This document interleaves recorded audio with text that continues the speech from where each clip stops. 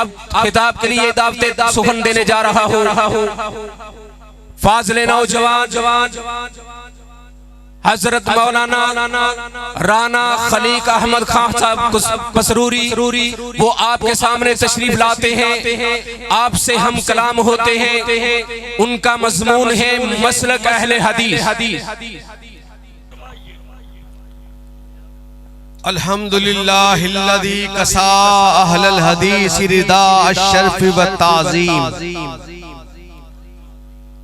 وعلا ذکرہم ورفع شانہم فی کل اقلیم وخصہم من بین حملت الشرع بمزید التشریف والتکریم والصلاة والسلام على امام اہل الحدیث سید الابرار وصحابتہ المہدیین الاخیار وآلہ الطیبین الطاہرین الطہار کلہم اہل الحدیث من الابرار۔ اللہم صلی وسلم علی سید البشر والشفیع والمشفع فی المحشر الذی ختمت بہ النبیین وآلیت درجتہ فی العلیین ووصفتہ فی کتابک المبین فقلت له انت اصدق الصادقین واحسن القائلین وما ارسلناک الا رحمتا للعالمین۔ اما بعد فاعوذ باللہ من الشیطان الرجیم وما كان لمؤمن ولا مؤمنة إذا قضى الله ورسوله أمرا إن يكون لهم الخيرة من أمرهم ومن يعص الله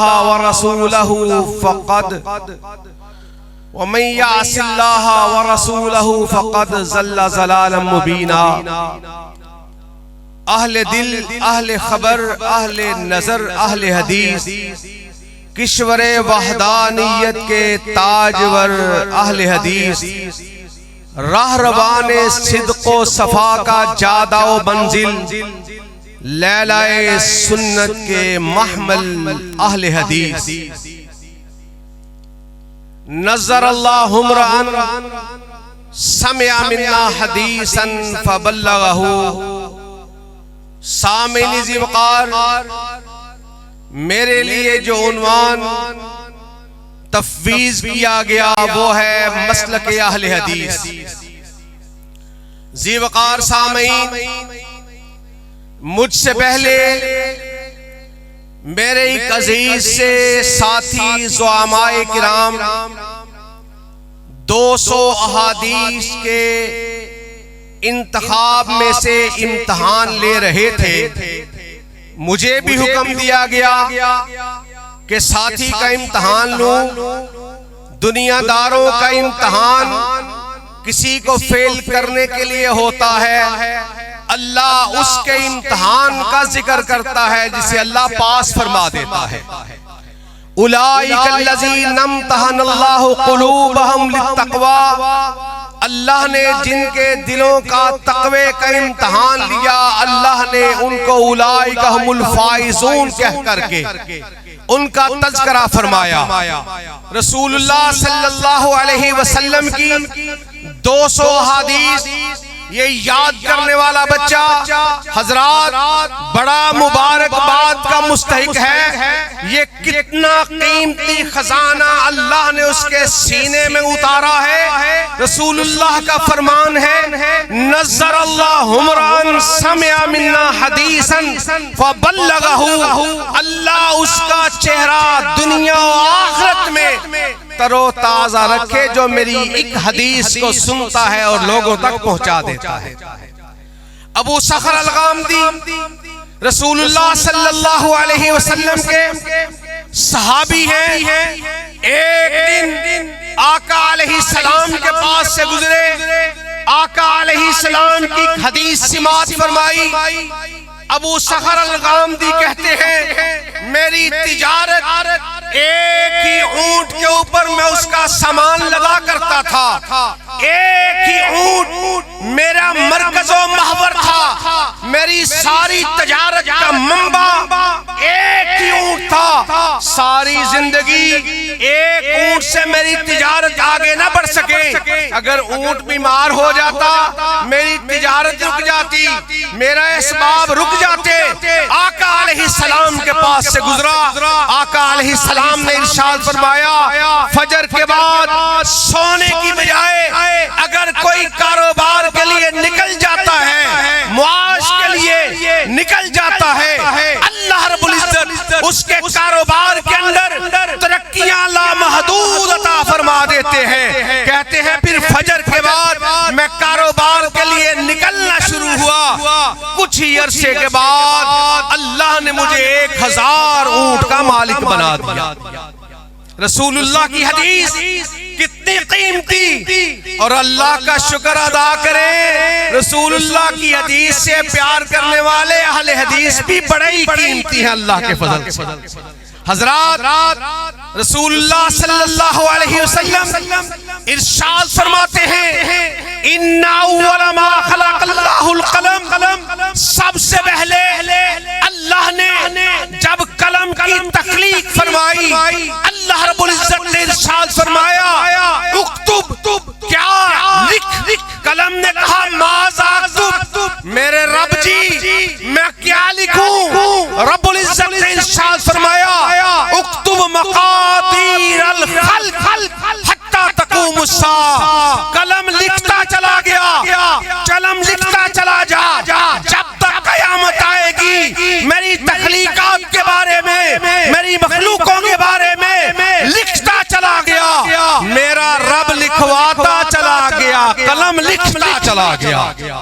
اور اللہ کا قرآن کیا کہتا ہے؟ بسم اللہ الرحمن الرحیم نون والقلم وما یسطرون، اللہ رب العزت نے قلم کی قسم کھائی، علم بالقلم، اللہ نے قلم سے سکھایا اور ارشاد فرمایا قلم لکھ، قلم لکھتا چلا گیا، میرے رب نے قلم کی بھی قسم کھائی، اور جو کچھ قلم نے لکھ دیا میرے رب نے اس کی بھی قسم کھائی۔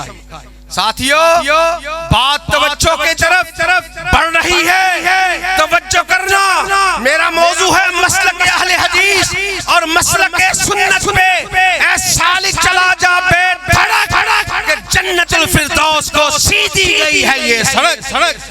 اور ساتھیو غور کرنا، ہم لوگ کون ہیں؟ ہم کہتے ہیں کہ شرک و بدعت ہے گہری کھائی جس سے ہم ڈراتے ہیں، دور رہو ان رستوں سے جو دوزخ میں لے جاتے ہیں۔ سچ ہے بھائیو، راہ جنت ہم سب کو دکھلاتے ہیں اور قرآن حدیث کی دعوت کو دنیا میں پھیلاتے ہیں۔ ساتھیو اللہ رب العزت نے جب قلم بنایا، قلم سے لکھوایا، لوہے محفوظ کے اوراق تھے، ان اوراق کو اللہ رب العزت نے سامنے رکھا، موتیوں کے ساتھ، جواہر کے ساتھ، روشنائی کے ساتھ اللہ نے لوہے محفوظ کو لکھوایا۔ پھر لوہے محفوظ ساری کا تذکرہ نہیں، صرف ایک صفحے کا تذکرہ کیا جائے، یہ ساری زمینیں مل جائیں، سارے آسمان مل جائیں،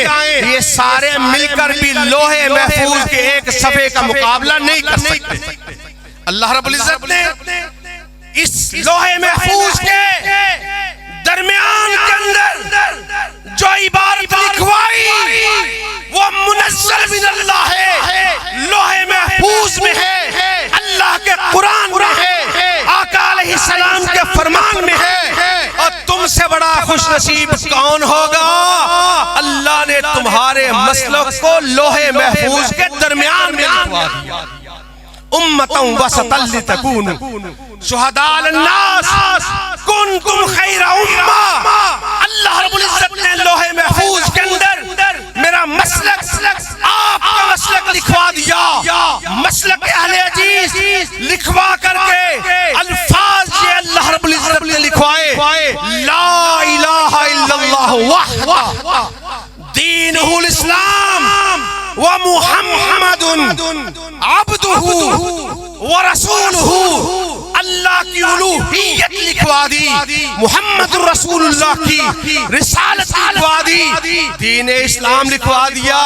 یہی وجہ ہے صبح فجر کے بعد جو شخص 3 مرتبہ پڑھ لیتا ہے رضیت باللہ ربا وبالاسلام دینا وبمحمد نبیا, رسول اللہ ارشاد فرماتے ہیں پھر یہی کلمات 3 مرتبہ شام کو پڑھ لیتا ہے, حشر کا میدان ہوگا, رب العزت کہیں گے تو مجھ پہ راضی تھا, میرے نبی پہ راضی تھا, دین اسلام پہ راضی تھا, جا آج بغیر حساب و کتاب کے تجھے جنت عطا کر کے میں تجھے راضی کر دوں گا. رسول اللہ صلی اللہ علیہ وسلم ارشاد فرماتے ہیں میں اپنے اہل حدیث بھائی کو اپنے ہاتھوں سے پکڑوں گا, اپنے ساتھ جنت الفردوس میں لے جاؤں گا. ساتھیو اللہ کا شکر ادا کرو, دنیا داروں کا مذہب, ان کا مسلک کسی گلی کے اندر لکھا گیا, کسی بازار کے اندر لکھا گیا, کسی قبر پہ لکھا گیا, کسی خانقاہی کے لکھا گیا, خانقاہی نظام کا انداز اور ہے. مسلک اہل حدیث کیا ہے؟ ہماری نماز دیکھو منزل من اللہ, ہماری عبادت دیکھو منزل من اللہ. صرف ایک نماز کو لے لیجئے, آقا علیہ السلام ارشاد فرماتے ہیں امنی جبریل, مجھے نماز کی امامت جبریل امین نے کروائی. اور کائنات کے امام نے کیا فرمایا؟ فرمایا سلو کما رأیتمونی اصلی, نماز اس طرح پڑھو جس طرح مجھے پڑھتے ہوئے دیکھتے ہو. سامعین ذی وقار توجہ کرنا, حضرت حذیفہ بن یمان رضی اللہ تعالیٰ عنہ رسول اللہ صلی اللہ علیہ وسلم کے صحابی بھی ہیں, رازدان نبوت بھی ہیں. ایک شخص کو نماز پڑھتے ہوئے دیکھا, کہا کب سے ایسے نماز پڑھ رہا ہے؟ اس نے کہا منذ 40 سنہ, کہا تو نے 40 سال سے یہی نماز پڑھی؟ کہا ایسے ہی سیکھی تھی, ایسے ہی پڑھی. کہا واللہ ما صلیتا منذ 40 سنہ, اللہ کی قسم تو نے 40 سال سے ایک بھی نماز ادا نہیں کی ہے. اور سیدنا ابو ایوب انصاری رضی اللہ تعالیٰ عنہ ارشاد فرماتے ہیں کہ رسول اللہ صلی اللہ علیہ وسلم کا فرمان ہے جس نے میرے طریقے کے مطابق وضو کیا, میرے طریقے کے مطابق 2 رکعتیں ادا کر لی, نبی کی سنت پر عمل کی برکت یہ ہے میری سنت کے مطابق 2 رکعتیں ادا جو کر لیتا ہے اللہ اس کی پچھلی ساری زندگی کے سارے گناہوں کو معاف فرما دیتا ہے. تو رفائی دین کرتا ہے, تو خوش نصیب نبی کی سنت پر عمل کرتا ہے. ایک استہزاء اڑاتا ہے, ایک نماز کا مذاق اڑاتا ہے, تو اس لیے کرتا ہے کہ رسول اللہ کا طریقہ تھا. تو نماز کے اندر سورۃ فاتحہ پڑھتا ہے, وہ چلتا ہے یہودیوں کی طرح انگارے بن جاتا ہے. کائنات کے امام نے فرمایا رن ابلیس 4 مرات رن ابلیس 4 مرات, شیطان ابلیس ساری حیاتی کے اندر 4 مرتبہ رویا, 4 مرتبہ رویا. حین حبط من السماء, سب سے پہلے اس وقت رویا جب جنتوں سے نکالا گیا. پھر کب رویا؟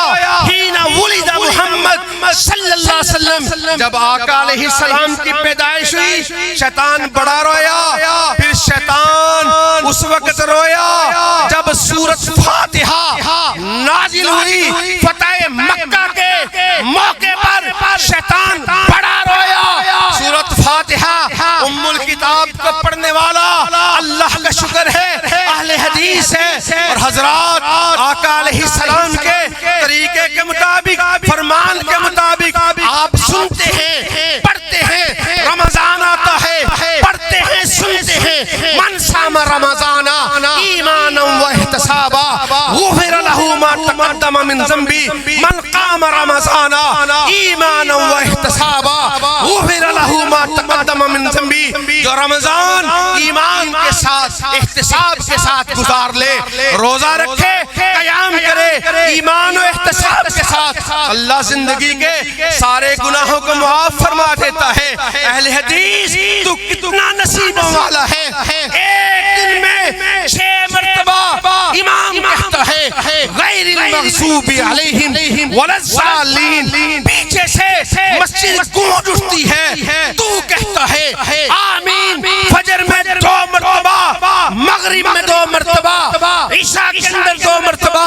اور کائنات کے امام فرماتے ہیں من وافق تأمینہ تأمین الملائکہ غفر لہ ما تقدم من ذنبی.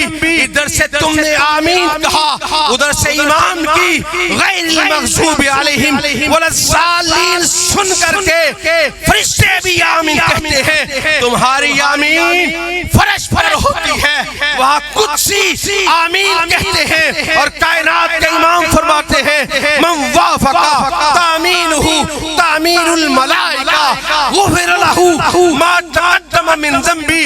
جس کی آمین فرشتوں کی آمین سے مل جاتی ہے, اللہ اس کی پچھلی ساری زندگی کے سارے گناہوں کو معاف فرما دیتا ہے. ساتھیو, ایک وہ طریقہ جو اوروں کا ہے, ایک یہ طریقہ جو نبی کی سنت پہ عمل کرنے والوں کا ہے. ایک وہ ہے جو استہزاء اڑاتے ہیں, کوئی انگاروں کا تذکرہ کرتا ہے استغفر اللہ معاذ اللہ, کوئی شریر گوڑوں کی دموں کے ہلانے کا تذکرہ کرتا ہے. بخاری شریف کتاب الصلاۃ اٹھاؤ, کوفے کے اس منظر کو یاد کرو جب سیدنا سعد بن ابی وقاص رضی اللہ تعالیٰ عنہ کے معاملات کی خبرگیری کے لیے محمد بن مسلمہ سیدنا عمر بن خطاب رضی اللہ تعالیٰ عنہ نے بھجوائے تھے. گئے, ہر ایک سے پوچھا سعد بن ابی وقاص کے بارے میں, وہ کیسے ہیں, امور حکومت کیسے چلا رہے ہیں. سب نے تعریف کی, توصیف کی, ان کے لیے نیک اچھے کلمات کا تذکرہ کیا. نواح کے اندر ایک مسجد ہے, اس مسجد کے اندر ایک شخص ہے جس کا نام ہے اسامہ بن قتادہ. اس سے پوچھا جا کر, اس نے اور بھی باتیں کی. ایک شکوہ یہ تھا انہو لا یحسن یصلی, وہ نماز صحیح طریقے سے نہ پڑھتے ہیں نہ پڑھاتے ہیں. سیدنا عمر بن خطاب رضی اللہ تعالیٰ عنہ کے پاس شکایت پہنچی, باقی باتیں بھی پہنچی. جب یہ بات سنی انہو لا یحسن یصلی, وہ صحیح طریقے سے نہ نماز پڑھتے ہیں نہ پڑھاتے ہیں, کہا بلائیے یہ کون ہے سعد بن ابی وقاص رضی اللہ تعالیٰ عنہ. کائنات کے سارے لوگ توجہ کریں, سارے صحابہ اکرام کی جماعت وہ ہے جو کہتے ہیں یا رسول اللہ فدا کا بھی و امی, اللہ کے نبی جی میرے ماں باپ آپ پہ فدا ہو جائیں. سعد بن ابی وقاص وہ ہے جس کو ترکش سے تیر نکال کر کے میرا نبی ہاتھوں میں پکڑاتا ہے, اور نبی کا ساتھی تیر کمان میں رکھتا ہے. کائنات کا امام فرماتا ہے ارم یا سعد فدا کا بھی و امی, سعد تیر چلا میرے ماں باپ تجھ پہ قربان ہو جائیں. پہنچی شکایت, کس کے پاس پہنچی؟ سیدنا عمر بن خطاب رضی اللہ تعالیٰ عنہ کے پاس, فاروق اعظم کے پاس.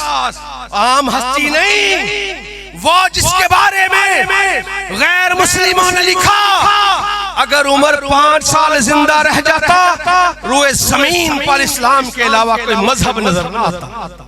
وہ ہستی جس کے بارے میں اما جی زینب ارشاد فرماتی ہے ان القرآن ینزل فی بیوتنا ولیکن رائے عمر, قرآن اترتا ہمارے گھر میں ہے مگر اترتا فاروق کی راہ سے ہے. وہ ہستی جس کے بارے میں آقا علیہ السلام نے ارشاد فرمایا لو کان بعدی نبی لکان عمر، میرے بعد کوئی نبی نہیں آئے گا، اگر آنا ہوتا وہ عمر بن خطاب رضی اللہ تعالیٰ عنہ ہوتے. اور آقا علیہ السلام نے ارشاد فرمایا ہر امت کا ایک محدث ہوتا ہے، میری امت کا محدث عمر ہے جس سے اللہ کے فرشتے کلام کرتے ہیں. اور عمر بن خطاب وہ ہے جس کا نام سن کر کے قیصر و کسریٰ کے ایوانوں میں زلزلے آ جاتے ہیں. جو 22 لاکھ مربع میل کا حکمران ہے، اور وہ عمر بن خطاب رضی اللہ تعالیٰ عنہ جو متمم الاربعین ہے.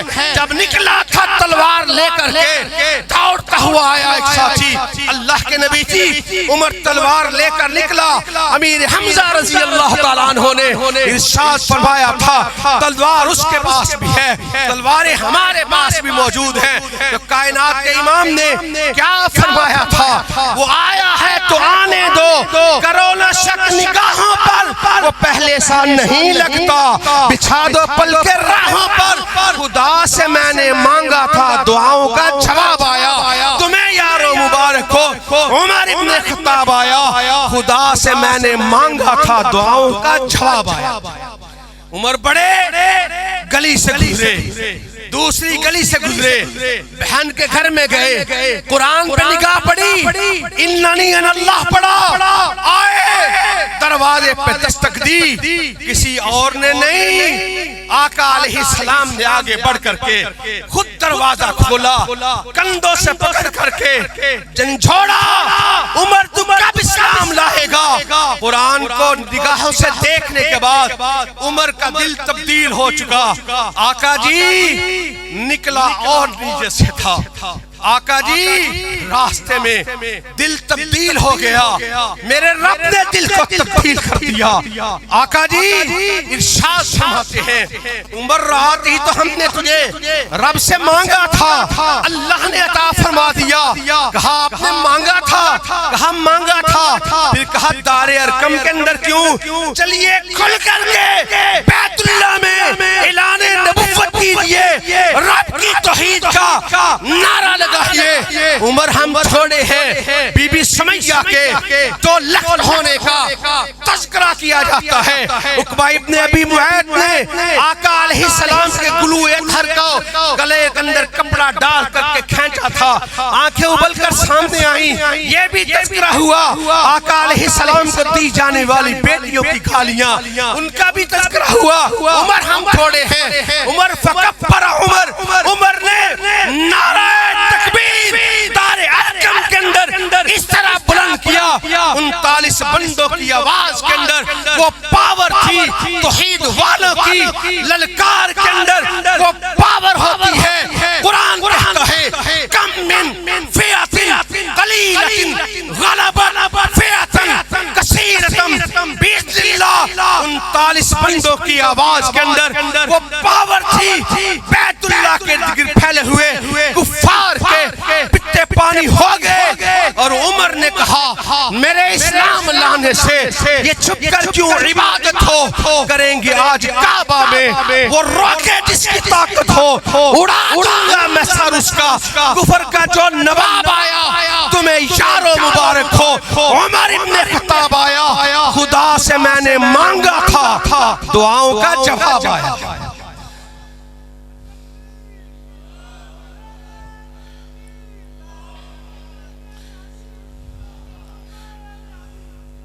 اور پھر فکبر عمر، تلوار حمائل کیے ہوئے نکلا عمر، سرے عام نکلا، سرے بازار نکلا، میدان جم گیا، لگ گیا.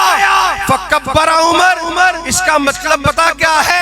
عمر نے نعرہ تکبیر بلند کیا. نعرہ تکبیر میں بھی بلند کرنے لگا ہوں. چند منٹ کے اندر اپنی بات کو سمیٹتا ہوں، جواب آپ نے دینا ہے، پھر بات کو آگے بڑھاتا ہوں. فکبر عمر نے نعرہ تکبیر بلند کیا. نعرہ تکبیر میں بھی بلند کرتا ہوں. نعرہ تکبیر، نعرہ تکبیر.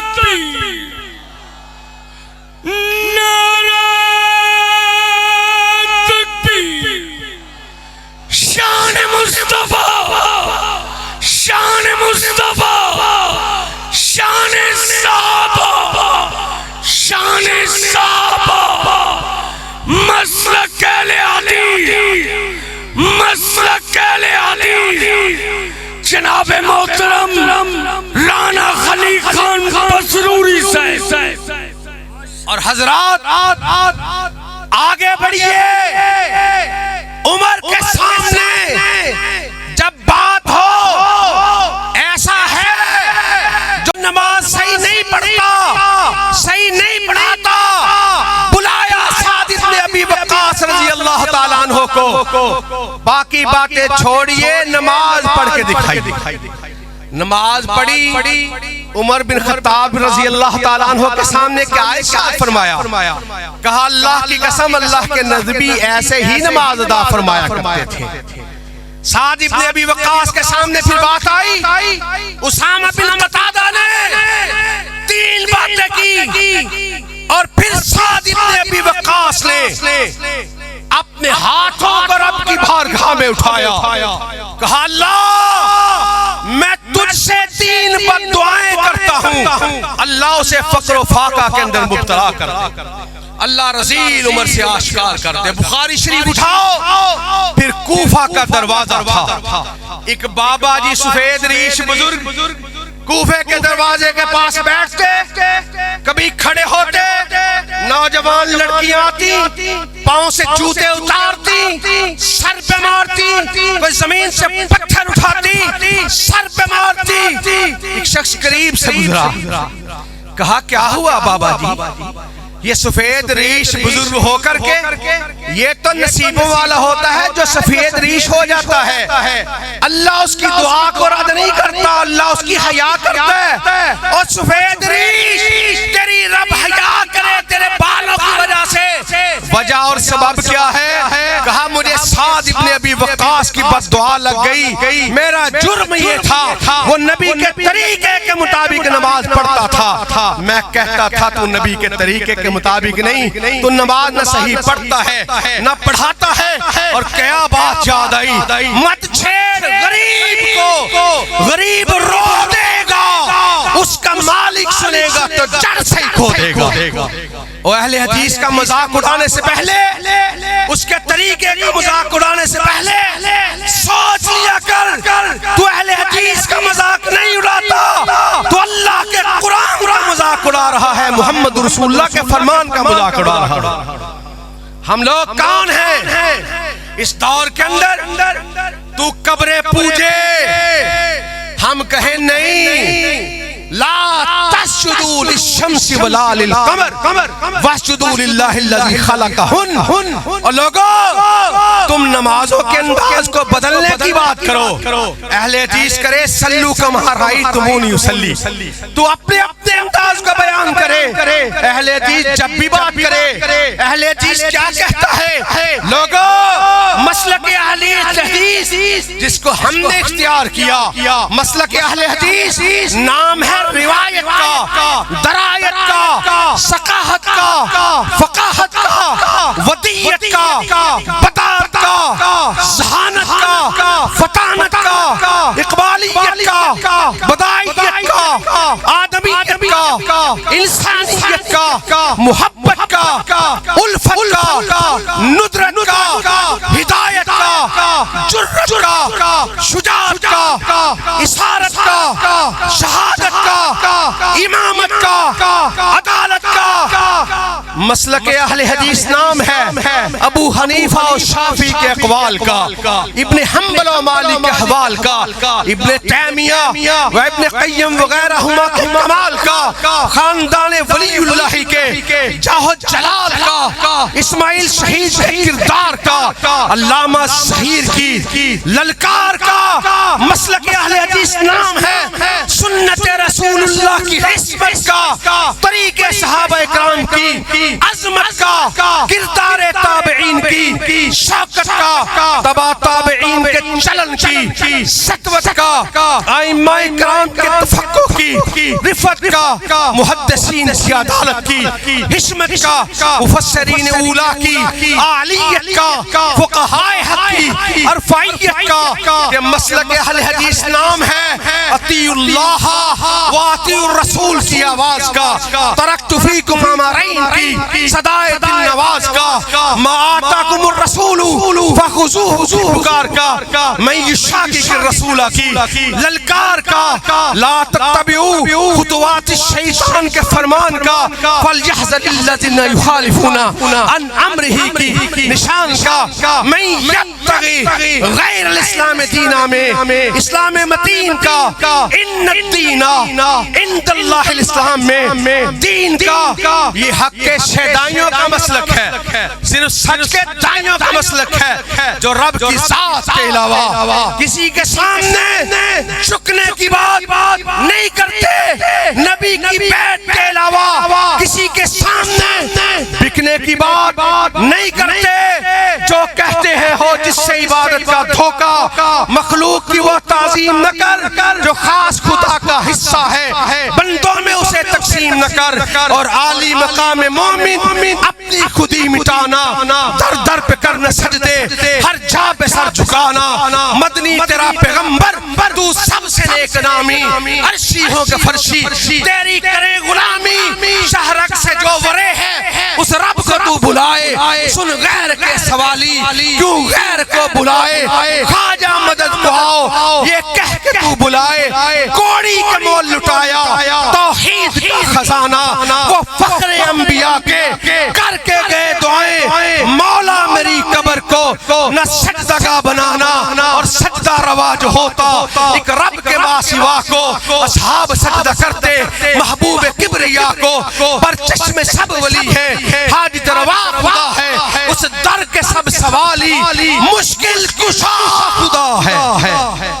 اور ساتھیوں اس دعوت کو پھیلانے کے لیے، دنیا کو دکھانے کے لیے، حق کی آواز کو سرے بازار ہو تب بھی، تختہ دار ہو تب بھی، شولوں پر، شراروں پر، تلواروں کی دھاروں پر، وقت کی للکاروں پر، لڑتے مرتے سر بکف، ہر سمت ہر طرف باطل کے مخالف، ادائے حق کی خاطر صدائے کلمہ اللہ بلند کرتے رہنا، دھرتی پر سوئے چند کرتے رہنا، سنانا قرآن و سنت کے فسانے کو، اس کی راہ پہ لگانا زمانے کو۔ حضرات بات تکمیل تک پہنچی، میرے مسلک کی حقانیت، اس کی صداقت، اس کا ماٹو، اہل حدیث کا یہ اصول، اطیعوا اللہ واطیعوا الرسول، نعرہ میں لگاؤں گا، ہم سب مل کر کے اس کا جواب دیں گے، حاجت روا مشکل کشا۔ اور کھڈیاں والو، اللہ کی رضا کے لیے میرے پسینے نکلے، میرے بڑے بڑے خطباء کرام بعد میں تشریف لانے والے ہیں، میں تو تمہیدی کلمات کہہ رہا ہوں، آپ نے بڑے جذبے کے ساتھ رب کی مشکل کشائی کا اور اپنے پائی استقلال سے مشرکانہ عقائد کو ٹھوکر لگا کر اڑا دو اور بتا دو، خوف و اندیشہ ہو، تعزیر و سزا رہنے دے، میرے ہونٹوں پہ صدا حق کی صدا رہنے دے، حاکم روز مکافات کو راضی کر لے، حاکم وقت خفا ہے تو خفا رہنے دے، جو دل پہ ہاتھ رکھ کر اپنے اللہ کو مشکل کشا مانتا ہے، جو شرک پر ٹکرانا جانتا ہے، وہ کھل کر کے میرے نعرے کا جواب دے، حاجت روا مشکل کشا۔ اور پیچھے والوں، آگے والے، سب مل کر کے میرے نعرے کا للکار کا جواب دو، میں آپ کی نیابت کر رہا ہوں، آپ کی آواز ہوں کہ انہی کے مطلب کہہ رہا ہوں، زبان میری ہے بات ان کی، اور انہی کی محفل سنوارتا ہوں، چراغ میرا ہے رات ان کی، حاجت روا مشکل کشا۔ اور کھڑے ہو کر کے اپنی اپنی جگہ پہ اسٹیج پہ بیٹھے ہوئے توحید پرستو، ان کے ساتھ ترجمانی کرتے ہوئے سب مل کر کے ہاتھ بلند کر کے کھڑے ہو کر کے میری للکار کا جواب دیں، حاجت روا مشکل کشا، حاجت روا مشکل کشا، راہبر و رہنما، راہبر تمام انہی لفظوں پہ اختتام مسلک اہل حدیث کی عظمت کو سلام مال عز والاحترام وآخر دعوانا الحمدللہ رب العالمین.